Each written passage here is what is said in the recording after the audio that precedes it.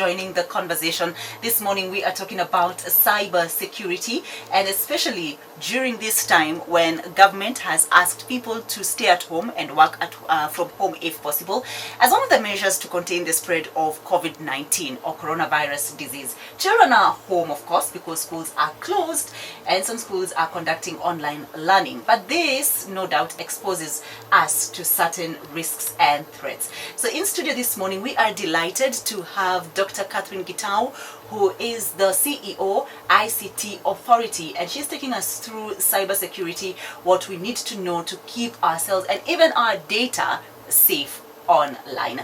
We are taking your questions, comments, or clarifications that you may have on our social media platforms, on Facebook, KBC English Service, and Twitter at KBC English. Remember the hashtag BreakfastKBC. So just before the break, Dr. we were talking about being attacked, and how do you know that you have been attacked?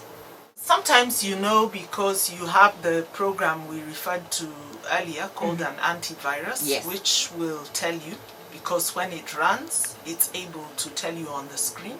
And usually sometimes it tells you that it has either cleaned the malware, or it tells you it's been unable to clean it, but it has isolated it. But quite often the problem is you don't know that you've been attacked. And sometimes you'll know from things like, for example, if your bank account or your M-Pesa is attacked, you'll only know when you realize you've lost something. Just the same way as in the physical realm, sometimes you know about a theft because the burglars break in and make a lot of noise. But quite often, you don't know because somebody just takes something and you only discover it a few weeks later when you're looking for that thing and it has disappeared. So that is why we need to be careful, and we also need to monitor our environment to see whether there's something unusual that has happened, and then we can ask the experts.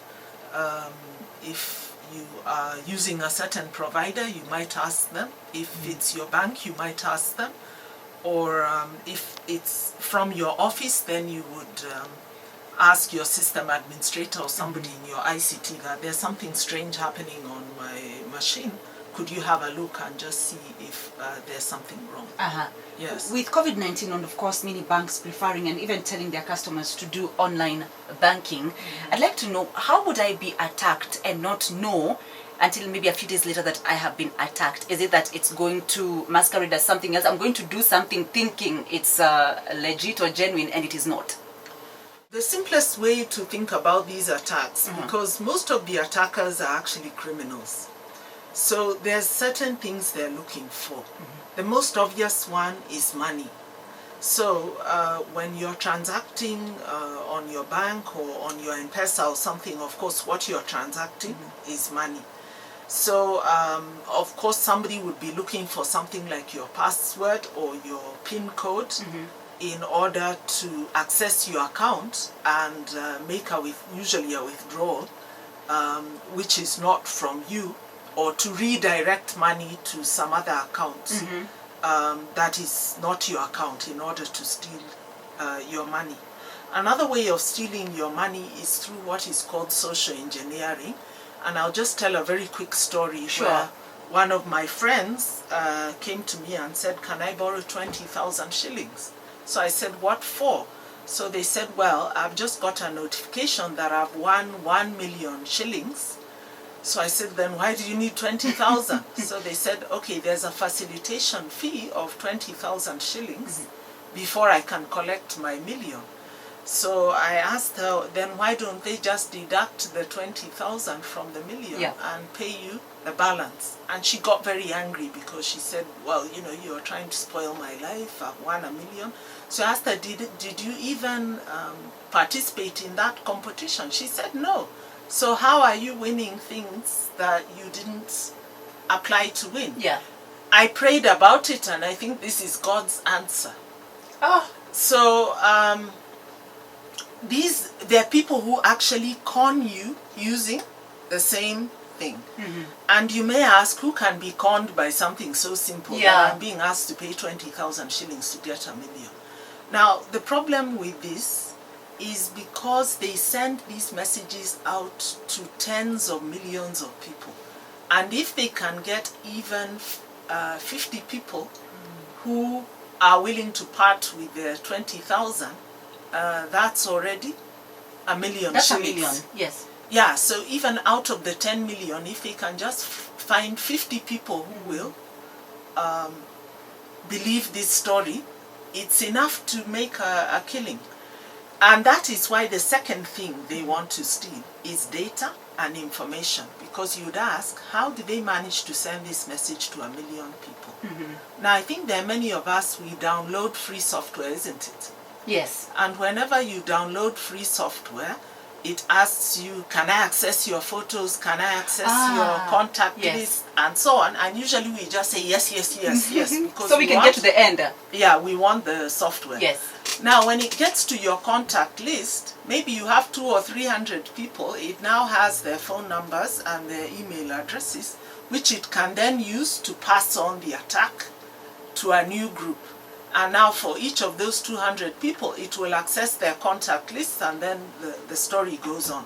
And that's how they end up getting like those 10 million names, where they can just get 50 of them who will believe the story about winning the 1 million. Yes. So it's actually your friends. When you are careless about your contact list, you are opening your friends to being attacked. Another thing people steal is your reputation. You've said several times on Facebook or on Twitter. Yeah. So some people who are maybe hostile to Julia or hostile to Catherine, they will then use that channel to make up a story about you, what they call fake news. And many people, or at least some people, will believe it. So that's another thing that people do maliciously.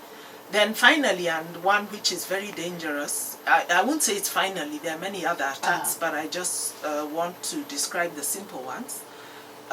It's trying to get you to meet them physically. And this is especially done to children. It's called grooming. So you know, one thing about the internet is it's very easy to pretend to be somebody else. I hear young people talking about having a persona. Yes. Which means it's not me, it's but I pretend to be somebody else. So usually these people will pretend to be a young child or a friendly person, and you become friends on the internet and you don't really know who you're talking to. So eventually they'll say, oh, why don't we meet somewhere? And because you become so friendly, you agree. And some children have been harmed. They can be physically harmed, or they can... others have been kidnapped. Kidnapped, or they can have their money or belongings stolen from them. Or, you know, they can be sexually assaulted. So this grooming can be very dangerous. And one thing I'd ask parents is to make sure that they're talking openly with their children about what's going on. Because the kind of people who do this, they try to cloak everything in secrecy. To tell you, no, don't tell your parents, you know. Because they know that if you tell your parents, they'll ask you, who is this? Or if you really want to meet this friend, I have to accompany you. And of course, they don't want that. So really, if we think about cybersecurity very much as we think about our physical security, it will stop being complicated, and we will take simple measures to protect ourselves.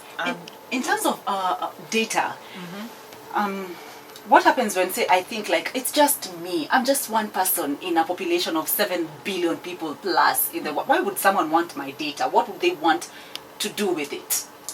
As I've said, you have your friends on your contact list. You have photographs, and those photographs, by the way, they have some information. It's when it's a computer photo, it's not just the photo. It has some information, like things like the location, and lots of other information which you're not aware of, which are part of that photograph. So, for example, if I want to attack Julia, I don't know whether you have children. I do. Okay. Yeah, I so have maybe Julia is very careful about her phone, but she opened up her photos to another program which she was trying to download. Now, if they're able to get a photo of your child, they can actually find out the physical location of that child when that photo was taken. So if it's a school shot, they now know where your child goes to school. And things like that. So you may think that your data is not valuable, but actually most of us are storing so many things on our phones without even being aware. And it doesn't help that some parents even put photos of their children online, complete with school uniform, and maybe even mention their name. So a stranger will just go to school and say, I've been sent by their mother or their father. But what you talked about earlier, is that the reason why sometimes we get emails of our friends caught up maybe in Nigeria, in London, and they do not have money, so they're asking us for money on email? That person has probably been hacked, right? Yes, they could have been hacked, or you could have been hacked. The recipient? Yes, you see,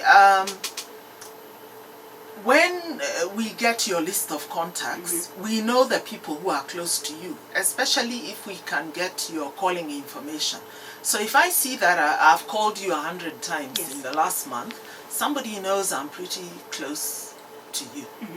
So they know that if they said that you're in trouble, I would immediately feel I need to respond because this is somebody I'm close to. So it's not just the direct information, but it's also what we can infer from it. Yeah, somebody can find out from, well, I don't want to mention a particular product, but for example, they can find out what your favorite restaurant is, for example. And then if they, you know, if I was to give a crazy example, they would know that you always order food from a certain place. So if food came from that place, you wouldn't reject it because you know, well, I'm always ordering. I don't remember ordering this time, but it's something probably I did. Yeah. So there are many things that people can do with information. So we shouldn't feel that it's only money that is a risk to us. Information and data is also very, very useful in manipulating people in various ways. Like what you said, grooming and reputation. I didn't know about that reputation, and especially grooming. That, you know, they groom children. Yes. And these people are patient. You know, they will keep this going. Now, recently we had some teleconferencing services, and teleconferencing now has become a big thing with working from home and social distancing. But some teleconferencing services apparently are not that secure, and we know that some institutions like schools that were using such facilities are no longer using them because their data is not secure. What is being done to ensure to avoid attacks through such platforms such as teleconferencing services? Most of the teleconferencing services have also learned. You know, these cyber criminals are not static. They move with the times. So they probably were not really targeting teleconferencing software before because only a few people were using it. Right. Now that everybody is using it, just like, you know, criminals and pickpockets, they go to a place that is busy. Yeah, so at the moment you won't find them at the terminus because there's nobody there. Yes. They'll look for somewhere else where people congregate. So now we're all using teleconferencing, so it has now attracted the attention of the cyber criminals. Now, cyber criminals, they sit at home or wherever they sit all the time trying to breach software. So a software package can be very good, so I don't want to criticize the ones that are breached. Yes. But these people have a lot of time to keep trying to see how to get in, how to damage. And they could be trying to damage the reputation of that program so that people stop using it. They could be trying to damage the event. For example, when people are having a meeting in government, you may have a reason why you don't want them to have that meeting, or you want to cause a scandal or something else. So you use the teleconferencing software. Now, most of the teleconferencing software, of course, there are some of those which we call enterprise, and usually they're very expensive. So they have strong controls which they have built up. Most of us cannot afford the enterprise ones, so we still use the free ones, but there are simple measures which have been added which we can take. One of them is to create a password for our meeting, so that you need additional information in order to join that meeting. You need to know the password, and of course the convener of the meeting has shared that extra information with you to help you to be safe. Some of them have also created something called a waiting room, which means that you check the name of the person, which then you allow them into the meeting. They can't just come in. Yeah, I saw that last week. I was joining an online meeting and I was made to wait. Yes, so that the convener does some simple checks. Now, of course, we've already said that people have personas. So these are steps which are good, but they're not foolproof. So sometimes when you're teleconferencing, it's also good to have your phone by you. And if I suspect, because recently I've noticed people give their computers very funny names. So you'll see COVID-94. So I'd have to call you and say, Julia, is that you? Are you the one who has called yourself COVID-94 before I allow you into the meeting? Yes. Crime is always a huge cost to the society. Corruption is a huge cost.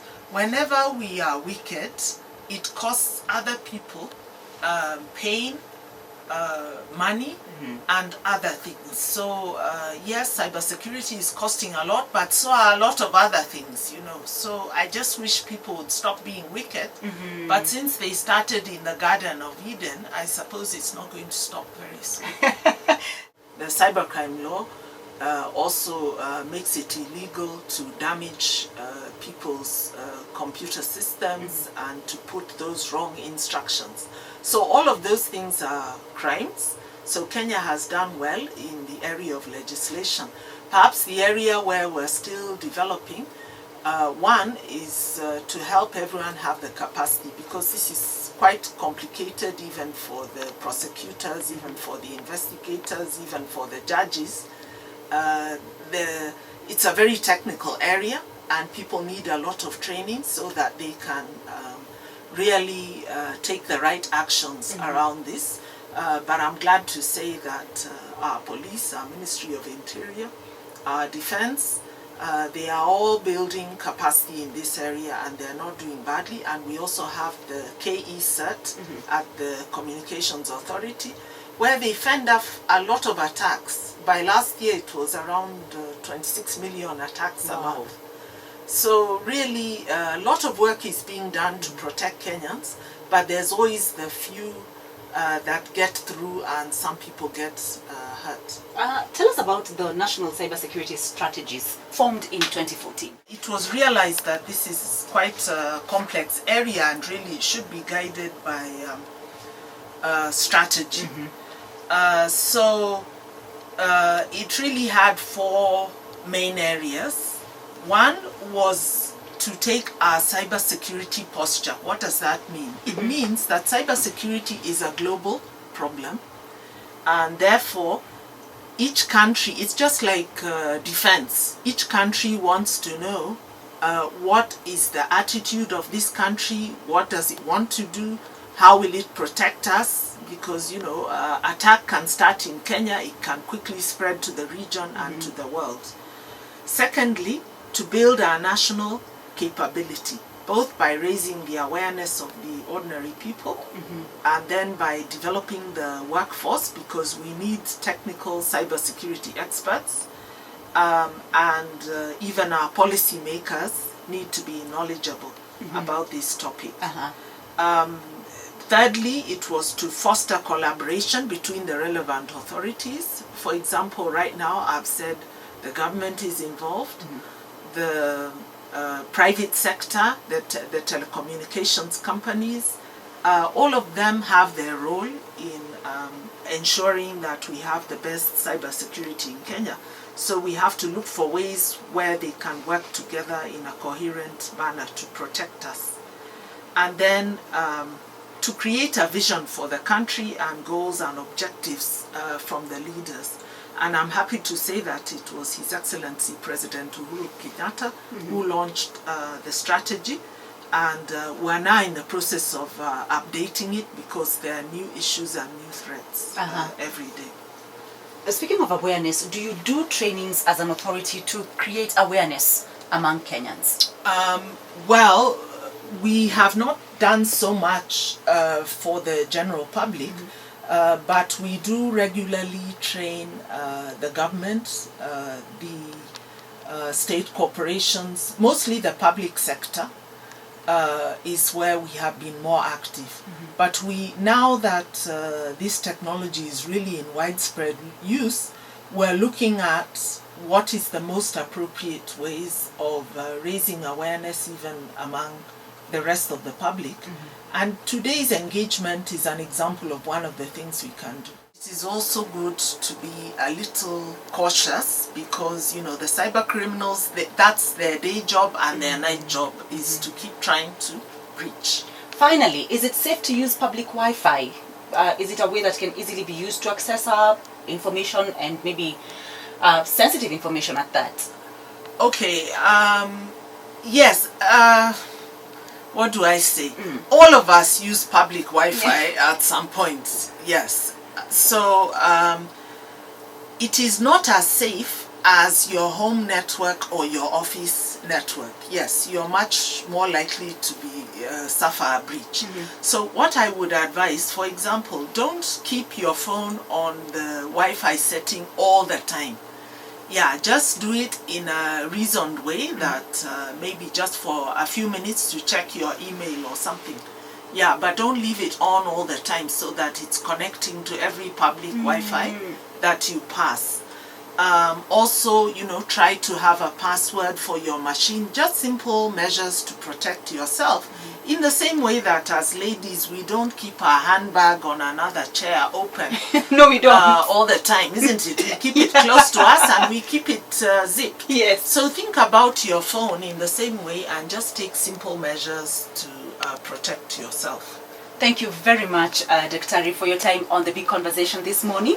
My guest, Dr. Katherine Getao, CEO, ICT Authority, has been taking us through cybersecurity, especially during this time when people are working from home and schools are closed, so children are learning also online, how we can keep our data safe, our information, our money. And remember that important aspect of how these criminals sometimes can groom your children and make sure that you've got a tight lead on things, or at least as tight as you possibly can.